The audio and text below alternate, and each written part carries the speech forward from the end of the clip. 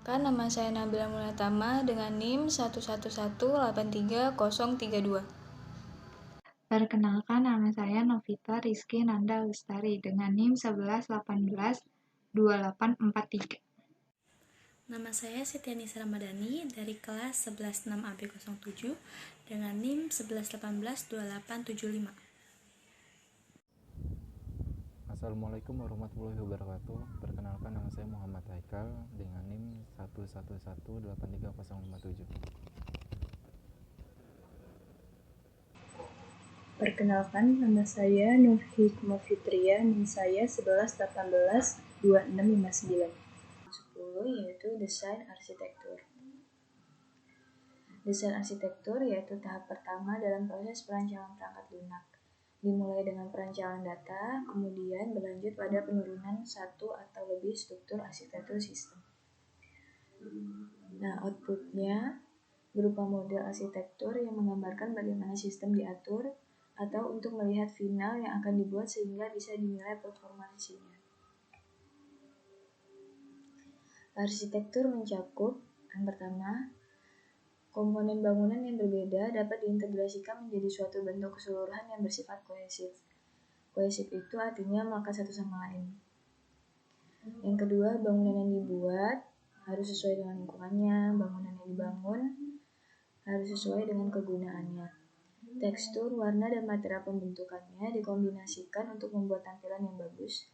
Rancangan pencahayaan, template, dan garis batas dan merupakan suatu bentuk seni. Arsitektur perangkat lunak merupakan representasi yang memungkinkan untuk yang pertama, melakukan analisa terhadap efektivitas perancangan yang disesuaikan dengan kebutuhan yang disampaikan sebelumnya. Yang kedua, melakukan pertimbangan alternatif, yaitu tahap di mana perubahan perancangan dapat dilakukan dengan mudah. Yang ketiga, mengurangi resiko yang berhubungan dengan konstruksi perangkat lunak. Alasan arsitektur perangkat lunak. Yang pertama, representasi arsitektur perangkat lunak adalah suatu yang memungkinkan terjadi komunikasi di antara semua pihak yang tertarik pada pengembangan sistem berbasis komputer. Yang kedua, arsitektur yang dibuat di awal memiliki efek menentukan pada semua pekerjaan rancangan perangkat lunak selanjutnya. Yang ketiga, arsitektur menggambarkan model bagaimana sistem distrukturkan dan bagaimana komponen saling bekerja sama. Deskripsi arsitektural. Sasaran dari deskripsi arsitektural yaitu untuk menetapkan kerangka kerja konseptual dan kosakata yang digunakan selama perancangan arsitektur. Yang kedua, untuk menyediakan panduan yang rinci pada waktu mempresentasikan deskripsi arsitektural. Yang ketiga, untuk memandu praktek perancangan yang baik. B. Keputusan arsitektural. Pola deskripsinya yaitu yang pertama, permasalahan perancangan, yaitu deskripsi permasalahan perancangan yang akan diselesaikan. Yang kedua, penyelesaian. Di penyelesaian ini kita harus menentukan pendekatan yang dipilih untuk menyelesaikan permasalahan yang berkaitan dengan perancangan. Yang ketiga, kategori. Spesifik kategori perancangan yang akan diselesaikan permasalahannya seperti perancangan data, struktur isi dan komponen, integrasi dan presentasi. Yang keempat, asumsi-asumsi, yaitu indikasi asumsi saat menentukan keputusan. Misalkan standar teknologi, pola yang tersedia, permasalahan yang berkaitan dengan sistem. Yang kelima, alternatif-alternatif. Nah, secara singkat, deskripsi alternatif yang akan dipertimbangkan dan mengapa ditolak. Nah, di alternatif-alternatif ini kita dapat mengemukakan alternatif yang akan dipertimbangkan dan mengapa alternatif tersebut ditolak. Yang keenam, argumen. Mengapa memilih penyelesaian di atas dan alternatif-alternatif lainnya. Yang ketujuh, keputusan yang berhubungan. Keputusan dokumentasi yang berhubungan dengan keputusan yang diambil. Yang kedelapan, implikasi. Nah, di sini implikasi ini adalah indikasi konsekuensi perancangan akibat penentuan keputusan. Nah, jadi konsekuensi dari pengambilan keputusan itu apa? Apakah penyelesaian akan berakibat pada perancangan lainnya? Yang ke-9, perhatian yang berhubungan. Adakah kebutuhan lain yang berhubungan dengan keputusan yang diambil?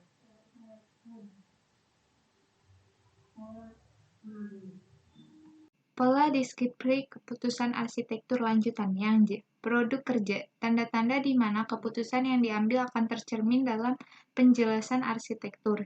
K itu catatan, adanya rujukan catatan tim lain yang sebelumnya telah digunakan untuk membuat keputusan. Beberapa pertimbangan dalam keputusan arsitektur. Pertama, adakah arsitektur aplikasi generik yang dapat bertindak sebagai tampilan untuk sistem yang sedang dirancang? Kedua, bagaimana sistem akan didistribusikan atau disebarluaskan ke sejumlah perangkat keras. Ketiga, pola atau gaya arsitektur apa yang digunakan. Keempat, pendekatan fundamental apa yang digunakan untuk menyusun sistem. 5. Bagaimana komponen struktur dalam sistem akan terdekomposisi menjadi subkomponen atau yang menjadi lebih kecil, komponen lebih kecil. Yang keenam, strategi yang akan digunakan untuk mengontrol pengoperasian komponen dalam sistem. Ketujuh, organisasi arsitektur apa yang terbaik untuk memberikan persyaratan sistem non-fungsional. 8. Bagaimana desain arsitektur akan dievaluasi? 9. Bagaimana arsitektur sistem didokumentasikan? Tampilan arsitektural. Pertama, tampilan logis. Bagaimana pemakai atau programmer secara konsep dapat mengatur dan memahami data dalam sistem sebagai objek atau kelas objek. Kedua, tampilan proses menunjukkan bagaimana saat runtime atau pada saat pengujian sistem terdiri dari proses yang saling berinteraksi. Ketiga, tampilan pengembangan. Perangkat lunak diuraikan untuk pengembangan, yaitu menunjukkan detail secara lengkap dalam komponen yang akan diimplementasikan atau dilaksanakan oleh pengembang tunggal atau tim pengembang. 4. Tampilan fisik menunjukkan perangkat keras sistem dan bagaimana komponen perangkat lunak didistribusikan atau disebarluaskan di seluruh sistem. 4. Gaya arsitektur. Gaya arsitektur mendeskripsikan kategori sistem yang mencakup kumpulan komponen seperti sistem basis data dan modul-modul yang melaksanakan fungsi tertentu yang diperlukan oleh sistem penghubung atau konektor yang memungkinkan komunikasi, koordinasi, dan kerja antar komponen. Batasan yang mendefinisikan bagaimana komponen dapat diintegrasikan untuk membentuk suatu sistem atau PL, perangkat lunak. Model semantik yang memungkinkan perancangan sistem memahami properti keseluruhan sistem. Gaya dan struktur arsitektur atau persyaratan non-fungsional. Pertama, kinerja atau performance. Berarti arsitektur harus dirancang agar semua komponen dapat digunakan pada berbagai komputer atau prosesor dan mendistribusikannya di seluruh jaringan. Jadi,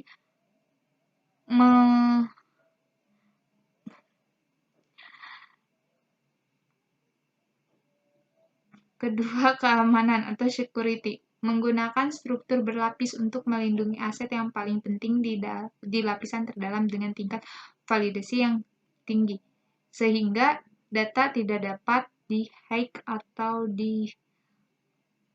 diubah-ubah oleh orang tanpa persetujuan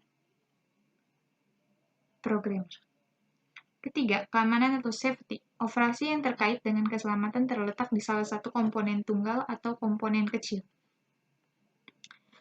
Gaya dan struktur arsitektur persyaratan non-fungsional. Yang keempat, ketersediaan atau availability. Jadi, arsitektur harus dirancang untuk menyertakan atau menyediakan komponen redundan, sehingga dimungkinkan saat mengganti dan memperbarui komponen tanpa menghentikan sistem. Kelima, pemeliharaan atau maintainability. Arsitektur sistem harus dirancang menggunakan komponen mandiri yang dapat diubah dengan mudah. Struktur data bersama harus dihindari. Struktur data arsitektur. Arsitektur perangkat lunak mempresentasikan suatu struktur di mana beberapa kumpulan entities atau komponen dihubungkan dengan sejumlah relasi konduktor. Komponen dan konduktor dihubungkan dengan properti yang dapat membedakan jenis komponen dan konduktor yang digunakan. Struktur fungsional. Komponen mempresentasikan fungsi atau entitas. Konektor mempresentasikan antarmuka untuk melewatkan data ke suatu komponen. Properti mendefinisikan sifat dari komponen dan mengorganisasikan antarmuka.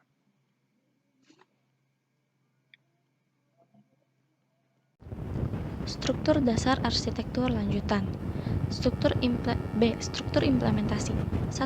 Komponen berbentuk paket, kelas, objek, prosedur, fungsi, metode, dan lain-lain yang merupakan sarana untuk mengemas fungsionalitas komponen pada berbagai peringkat abstraksi.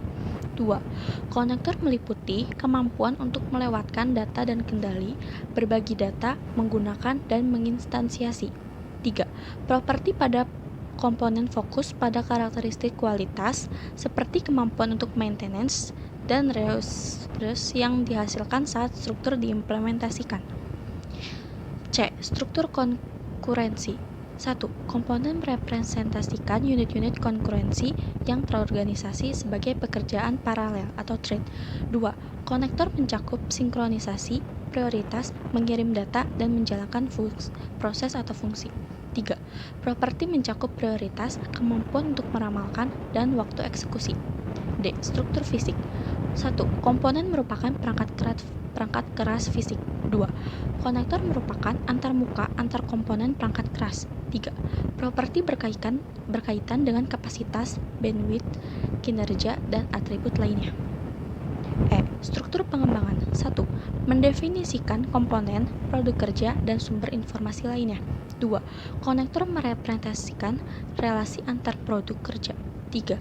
Properti mengidentifikasi karakteristik tiap-tiap item. 5. Pola arsitektur atau architectural patterns. A. Lapisan arsitektur atau layered arsitektur. 1. Pemahaman tentang pemisahan dan independensi sangat penting untuk desain arsitektur karena memungkinkan perubahan secara lokal.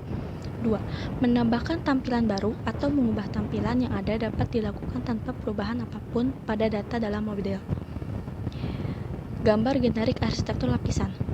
Lapisan atas, menyediakan fasilitas antarmuka pengguna. Lapisan aplikasi, komponen fungsionalitas aplikasi dan komponen utilitas.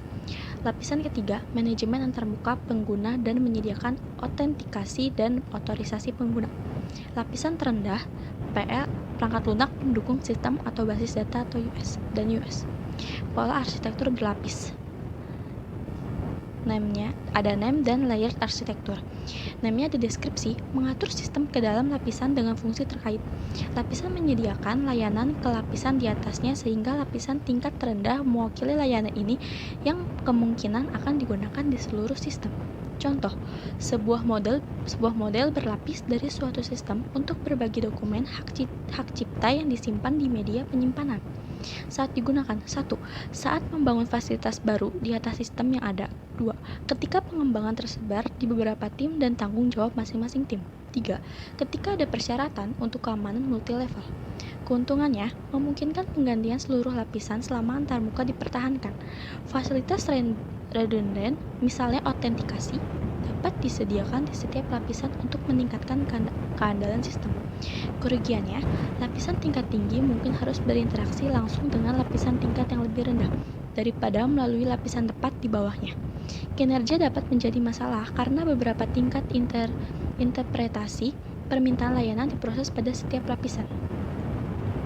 Contoh arsitektur lapisan dengan lapisan bawah menjadi basis data individual di setiap pustaka pada sistem perpustakaan. Ini ada contoh arsitektur lapisannya. Yang B, arsitektur repositori atau repositori arsitektur. Bagian mana satu set komponen yang saling berinteraksi dapat berbagi data.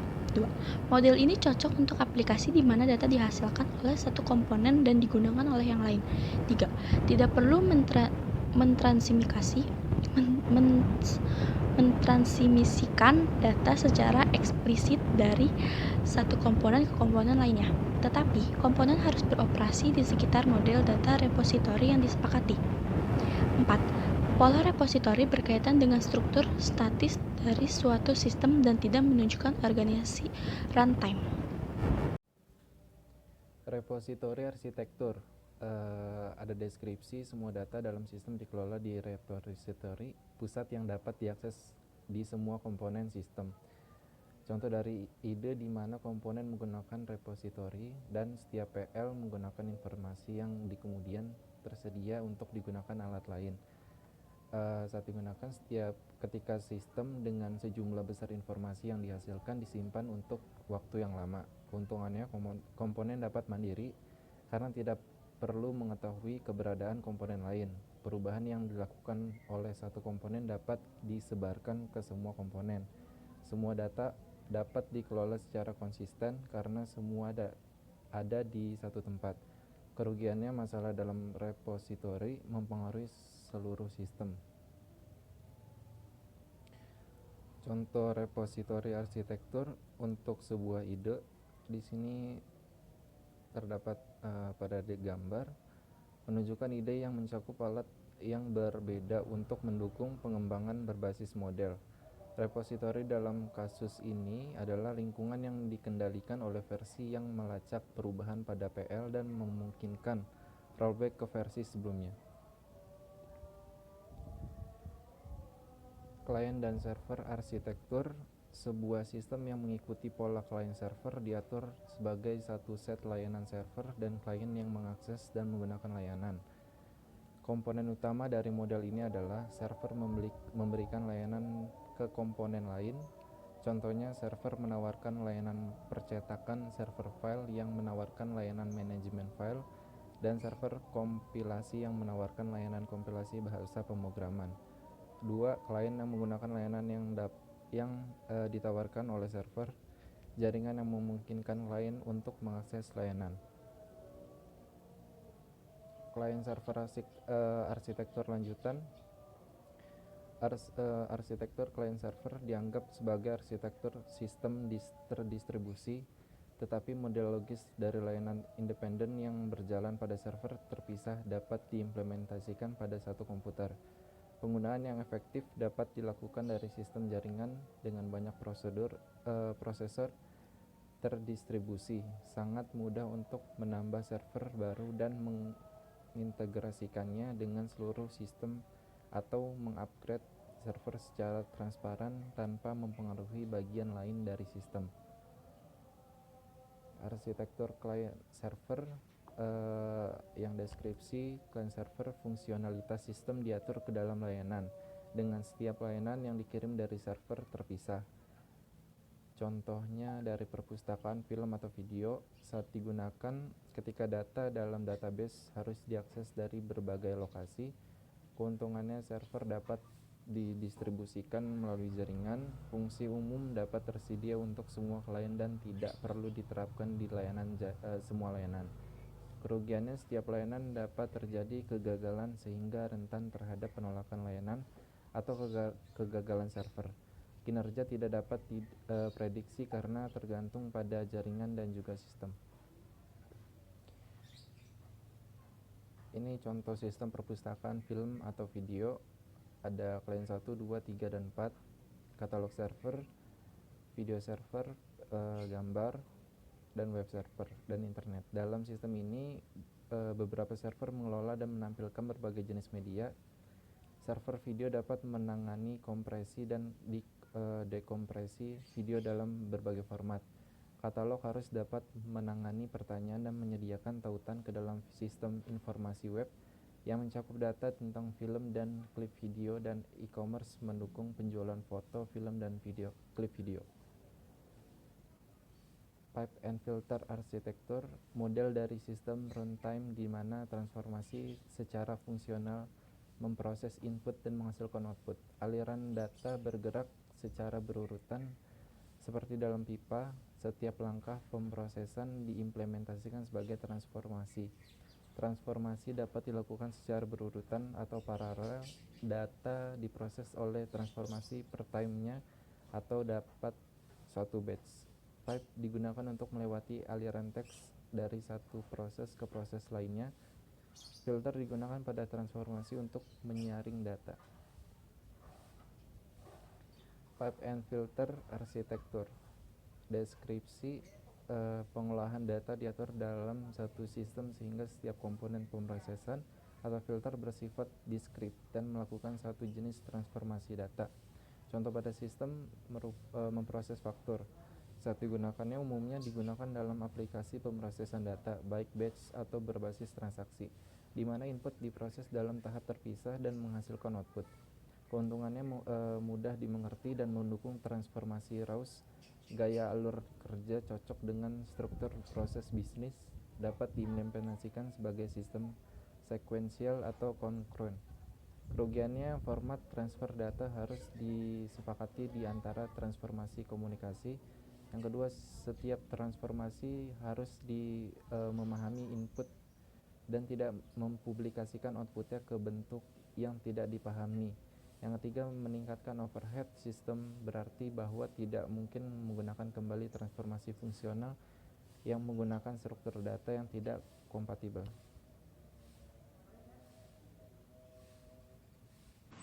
Di sini kita membahas contoh pada sistem untuk memprosesan faktur.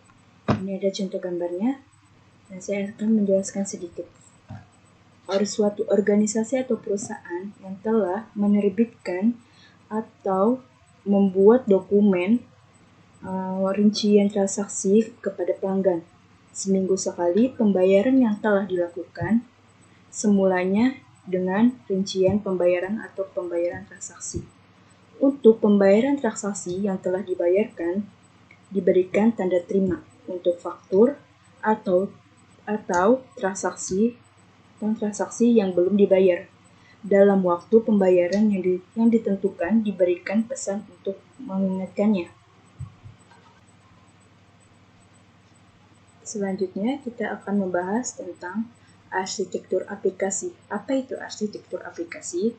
Arsitektur aplikasi ini menentukan bagaimana aplikasi memenuhi kebutuhan bisnis atau sebuah organisasi.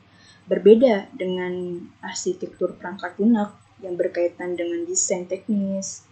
Nah, arsitektur aplikasi sebuah spesifikasi teknologi yang digunakan untuk mengimplementasikan sebuah sistem baru atau untuk banyak sistem bisnis yang menggunakan kembali aplikasi yang dimungkinkan tanpa implementasi ulang. Selanjutnya kita akan membahas sistem pemrosesan transaksi. Apa itu yang dimaksud dengan sistem pemrosesan transaksi itu sendiri? Adalah aplikasi yang berpusat pada database yang memproses permintaan pengguna untuk informasi dan memperbarui informasi dalam basis data tersebut, atau sistem yang memproses data yang dihasilkan dari transaksi, memperbarui database operasional, dan menghasilkan data basis data. Transaksi basis data adalah urutan operasi yang diperlukan sebagai unit tunggal dan mudah untuk operasi dalam transaksi harus diselesaikan sebelum perubahan basis data dibuat permanen. Transaksi adalah setiap urutan operasi yang koherennya yang memenuhi tujuan, seperti menemukan jadwal perkuliahan. Sistem operasi transaksi dapat diatur sebagai arsitektur. Misalkan, pelanggan menarik uang tunai dari ATM. Sistem ini terdiri dari dua komponen, perangkat lunak ATM dan perangkat lunak pemrosesan. Akun di server ini berbasis data bank komponen I/O diimplementasikan sebagai perangkat lunak di ATM, dan komponen pemrosesan adalah bagian dari server database bank tersebut. Selanjutnya kita akan membahas contoh aplikasi pemrosesan transaksi. Itu ada 4. Yang pertama, input atau output pemrosesan. Yang kedua, aplikasi logika. Yang ketiga, transaksi manager. Yang keempat, database. Yang pertama, pengguna membuat permintaan ke sistem melalui komponen pemrosesan secara bertahap atau input-output. Yang kedua, permintaan diproses oleh beberapa aplikasi logika. Yang ketiga, transaksi dibuat dan diteruskan ke manajer transaksi. yang biasanya tertanam dalam sistem manajemen basis data. Dan yang keempat, setelah manajer transaksi memastikan bahwa transaksi sudah diselesaikan dengan benar, kemudian memberikan sinyal kepada aplikasi bahwa pemproses telah diselesaikan. Selanjutnya, kita akan membahas tentang sistem informasi. Sistem yang melibatkan interaksi dengan basis data dapat dianggap sebagai sistem informasi suatu berbasis transaksi. Sistem informasi yang akses terkontrol ke basis informasi yang besar, seperti katalog perpustakaan, jadwal penerbangan, atau catatan pasien di rumah sakit. Contohnya dari instantation model berlapis. Ini adalah contohnya, contoh sistem informasi. Sistem dimodelkan menggunakan pendekatan berlapis di mana lapisan atas mendukung antarmuka pengguna dan lapisan bawah adalah database sistemnya. Yang kedua, lapisan komunikasi penggunaan menangani semua input atau output dari antarmuka pengguna. Dan lapisan pencarian informasi untuk mengakses dan memperbarui database. Selanjutnya kita akan membahas tentang sistem pemrosesan bahasa. Apa itu sistem pemrosesan bahasa? Yaitu itu adalah bahasa formal seperti Java. Pemrosesan dalam bahasa formal menafsirkan representasi secara internal. Sistem pemrosesan bahasa dengan kompilernya. Sistem pemrosesan bahasa juga menerjemahkan bahasa alami atau bahasa buatan dengan prosesasi bahasa lain, dan ada juga bahasa program dapat mengeksekusi kode yang dihasilkan. Selanjutnya di sini kita akan membahas contoh sistem pemrosesan bahasa. Di sini ada HLI dulu, terus ada translator, ada abstract, ada data, ada interpreter. Interpreter itu adalah perangkat keras yang memproses strukturnya. Terus ada yang selanjutnya ada resource. Itu adalah contoh sistem pemrosesan bahasa.